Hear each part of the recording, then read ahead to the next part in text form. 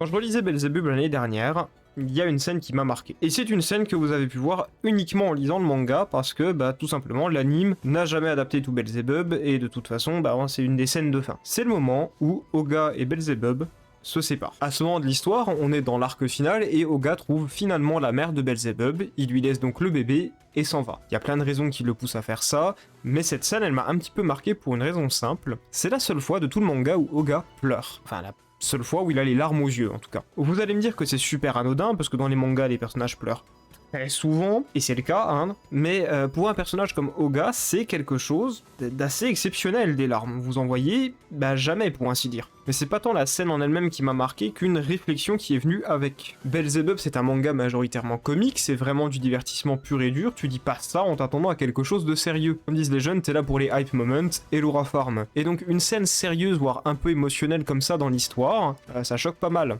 Ça choque en bien, mais ça choque pas mal. Et ça m'a fait me poser une question toute simple. Vu que l'auteur arrive à faire des scènes de genre, qu'est-ce qui se passerait si on laissait carte blanche à Ryuhei Tamura pour faire un manga sérieux? Avant de s'intéresser à l'œuvre en question, il faut qu'on parle de ce que Ryuhei Tamura a fait entre 2014 et 2023. Soit presque 10 ans quand même, et il a flop. Il a genre vraiment flop. Il y a eu 2 mangas, Hungry Mary, 4 tomes, Badass Cop and Dolphin, 5 tomes, et après ça, Ryuhei Tamura a disparu du Jump, fin de carrière. Alors, j'ai pas lu les 2 mangas que je viens de citer plus haut, en tout cas pas en entier, mais du peu que j'ai vu, des quelques chapitres que j'ai lus, Ryuhei Tamura reste clairement sur ce qu'il fait d'habitude et sur ce qui a fait le succès de Belzebub. Un personnage dur à cuire qui se retrouve dans une situation complètement loufoque avec un sidekick un peu bizarre. La question donc c'est, est-ce que Ryuhei Tamura adore ça au point de vouloir le mettre partout, ou est-ce que c'est le Jump qui lui imposait ce genre de récit? On sait pas, mais bon, après 2 mangas axés, faut se faire une raison, c'est finito pipo. Et donc Ryuhei Tamura disparaît des radars pendant 2 ans. 2 ans qui lui seront, je pense, extrêmement bénéfiques parce qu'on va pouvoir entrer dans le vif du sujet et parler du manga dont je comptais parler aujourd'hui. Félicitations, les introductions sont de plus en plus longues. Et ce manga sera à terme, je pense, son meilleur. Il s'agit de Cosmos. On quitte Shueisha pour Shogakukan, on quitte le format hebdomadaire, on change la cible éditoriale, et surtout Ryuhei Tamura, soit par ses propres choix, soit poussé par les éditeurs, a décidé de clairement changer toute la recette. Et on peut déjà le dire, c'était la meilleure chose à faire. Soyons honnêtes, 5 minutes, ce qui a marché pour Belzebub en 2009, ça peut pas marcher pour un manga qui sort presque 15 ans après. Ça marchait déjà plus en 2017 avec Hungry Mary, donc rêvez pas, ça marcherait pas avec Cosmos non plus. Les résultats de ce changement drastique, Shogakukan a l'air de pousser un peu le manga, la série a été relativement bien classée dans plusieurs tops japonais, et elle a été recommandée par Tite Kubo, Kazuhiro Fujita, Hiromu Arakawa et Rumiko Takahashi. Si ces noms ne vous disent rien, c'est pas grave, je suis là pour vous. Tite Kubo c'est Bleach, Kazuhiro Fujita c'est Ushio Totora et Karakuri Circus, Hiromu Arakawa c'est principalement Fullmetal Alchemist, et Rumiko Takahashi, faudra qu'on en reparle un jour sur cette chaîne, mais c'est Urusei Yatsura, Maison Ikoku qu'on connaît en France comme Juliette Je t'aime, Ranma Mi et Inuyasha. C'est quelqu'un. Donc là, tu vois, tu prends une pause dans le basket, tu reviens plus tard, t'es validé par Allen Iverson, Kobe Bryant, Shaquille O'Neal, Larry Bird. Voilà. Et on en revient à ce que j'ai dit au début de la vidéo avec Ryuhei Tamura et Belzebub. Qu'est-ce qui se passe si on lui laisse faire une œuvre sérieuse? On aurait dû le faire bien plus tôt.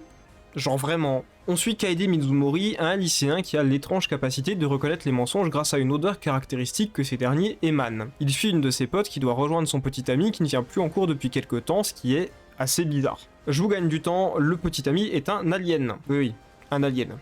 C'est relativement à la mode dans les mangas récemment, les aliens. Et évidemment, pas d'odeur caractéristique pour le personnage, rien de tout ça n'est un mensonge. Donc les aliens existent. Donc bon, en temps normal, les Men in Black, l'agence Cosmos débarque et retire les mémoires des gens, mais ils effacent pas celle de Mizumori. Parce que autant vous dire que quelqu'un qui a la capacité de détecter les mensonges, c'est assez utile. Ah, et la blague sur les Men in Black, c'est assumé. L'auteur, il y fait référence à un moment, c'est 100% assumé, il sait. Bref, Cosmos, pour le coup, c'est pas des policiers, c'est les agents d'une compagnie d'assurance interstellaire. On te vole ta fusée, ils t'aident. Communication coupée avec ta planète, on t'aide. Tourisme sur la Terre, on est là. Tu veux vivre sur la Terre, on s'arrange pour ça. T'inquiète, les papiers on gère. Bon, on est sur une compagnie d'assurance un peu zélée quand même, hein, c'est-à-dire que si t'es un mauvais payeur, on va te choper. Il y a les usuriers qui vont arriver et ils sont pas sympa. Genre, vraiment, quand t'essaies de frauder, t'essaies pas de frauder avec eux. T'essaies vraiment pas de frauder avec eux. Et surtout, si on paye assez cher, t'inquiète pas qu'il y a une unité d'élite qui va venir très vite. Et le gros avantage de ce cadre comparé à celui de Belzebub ou les précédentes séries de Tamura bien plus axées sur le gag, c'est que ça lui permet de construire un univers non pas via un format linéaire mais via une toile plus vaste. Dans Belzebub, Oga faisait sa vie tranquille et les problèmes venaient à lui. Et ça amenait un énorme souci dans l'intrigue de faire ça. Le problème était très simple, les arcs étaient toujours les mêmes. Oga fait sa vie de lycéen tranquille, des mecs très énervés arrivent, ils se battent, ils gagnent, fin. Arc suivant. Avec le cadre de Cosmos, comme le personnage se retrouve employé dans une entreprise amenée à effectuer plusieurs tâches, le fonctionnement inverse s'opère. On n'amène pas les problèmes à lui, on l'envoie régler les problèmes. Et ça, pour le coup, narrativement parlant, c'est un gros coup de pouce. On peut enfin avoir des arcs narratifs avec des enjeux différents. Deuxième changement drastique dans la formule de Tamura, Mizumori ne sait pas se battre. Et ça, par rapport à ses anciens mangas, c'était un contre-pied total. D'habitude, on avait des gros mecs bourrins qui allaient se taper pour un oui ou pour un non, surpuissants, et donc les problèmes se géraient à coups de tatane. Là, c'est plus possible. Mizumori, il est clairement aux antipodes de tous les personnages précédents que l'auteur a proposés. Bien plus faible, inapte au combat, du genre mental, donc beaucoup plus posé et réfléchi. Ça, pour le récit, ça va permettre des arcs bien plus sérieux. Tu pouvais pas faire ça avec un Oga qui allait taper tout le monde, par exemple. Et si Mizumori n'arrive pas à se battre, comment on fait ? Vous inquiétez pas, la majorité des scènes d'action, elles reposent sur Omura, qui est le binôme et le deuxième personnage principal, très clairement. Et Tsunagami, c'est littéralement Caïman de Doro et Doro. Vraiment. Non, je vous promets, c'est la même personne, vous me la ferez pas. Omura, elle, l'autre personnage principal de la série, elle sert de mentor et de partenaire à Mizumori. Vous avez d'autres personnages, évidemment, et pour le coup, le truc qui reste par rapport à Belzebub, c'est le big boss surpuissant, mais en même temps un petit peu blagueur et ridicule. Vous l'aurez peut-être vu, le dessin, il a pas mal changé depuis Belzebub, et je vais être honnête, je trouvais que c'était un petit peu mieux à l'époque. Je préférais le style graphique de l'époque. Voilà. Pour rester sur les petites critiques, j'ai un petit peu de mal avec le chara-design de Cosmos. C'est le délire Men in Black, j'ai rien contre, mais les personnages, ils ont l'air même un peu banals des fois. C'est un truc qui a toujours été un souci pour Tamura à mes yeux, de toute façon. On n'est pas sur les personnages les plus physiquement parlants. Bon, au moins, il se rattrape sur l'histoire. Il se rattrape même très bien. Belzebub, vous connaissez la formule. On affronte des démons, l'école, elle explose tous les 2 jours, haha, c'est rigolo, on fait sa vie, tout le monde est heureux, voilà. Dans Cosmos, on est déjà à pas mal de morts et des gens en prison, c'est un peu moins rigolo comme ambiance. Et comment dire, vous voyez quand je vous ai parlé de Tamura qui fait des histoires sérieuses et qui sait bien les faire? Bon, qu'est-ce qu'une compagnie d'assurance peut bien proposer comme service d'assurance? Une assurance vie, typiquement. Ouais, un des premiers arcs du manga, ça va être ça. Et ça va pas être le seul dans ce ton-là du tout. Une jeune alien qui est la collègue de travail de Mizumori qui avait à la base chopé un petit rhume, voit ça se transformer en maladie incurable. On est tome 1. La fin du tome 1, c'est un adieu, les personnages qui regardent les étoiles, et vous qui comprenez qu'on va vraiment pas lire un Belzebub V2. C'est rapide, c'est clair, mais c'est efficace. Cosmos, vous allez pas rire des masses. Bon, pour la suite, c'est selon vos préférences. Si vous voulez, on a maltraitance infantile et tentative de meurtre sur un enfant. Sympa. Oui, les maltraitances sur enfants, c'est un truc qui revient énormément dans l'œuvre, au moins une fois par arc environ. Si vous voulez, on a aussi le trafic d'êtres humains et les expériences sur les êtres humains. Toujours aussi fun. Et aussi l'accompagnement de fin de vie pour les personnes âgées. Vous préférez qu'on commence par quoi? Bon allez, comme j'ai dit c'était le gros de l'œuvre, on va partir sur les négligences sur les enfants. Une alien surpuissante et très dangereuse a kidnappé une gamine il y a des années, il faut capturer l'alien. Et oui, Tamura a step up sur la mise en scène avec le temps aussi, comme vous le voyez sur cette image. Et à partir de maintenant, on est en zone spoil. Du coup, il y a un timer sur l'écran. Voilà, si vous allez là, vous ne serez pas spoil.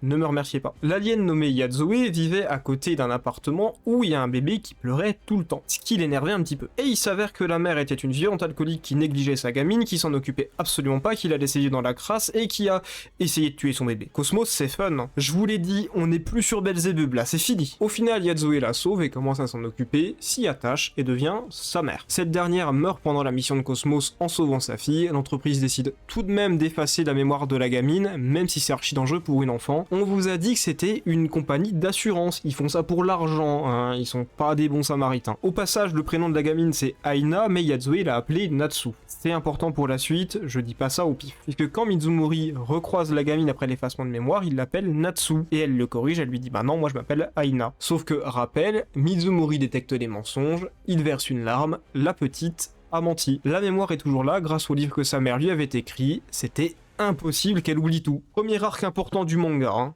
Premier arc important. Et vous voyez déjà où on vient de finir le tome 2.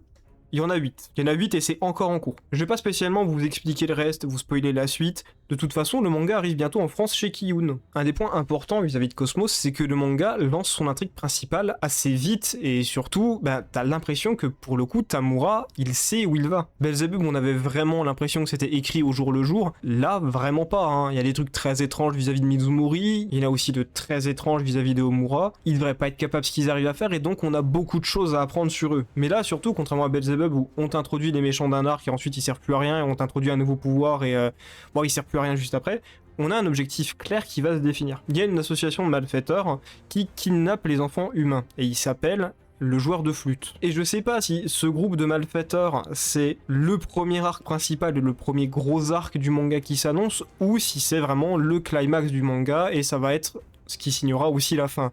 Mais pour le coup, c'est prévu. L'auteur sait ce qu'il fait, il sait où il va, on est en train déjà de nous teaser un grand méchant, et bah ça c'est vraiment cool. Encore plus sachant que là déjà on nous introduit des personnages plus puissants, on nous introduit des règles dans l'univers et dans le lore, certains des personnages sont vraiment incroyables, enfin je sais que j'ai un peu critiqué le style graphique et les chara-design, mais regardez l'introduction de Rona et celle de Yazue que j'ai montré un peu plus tôt.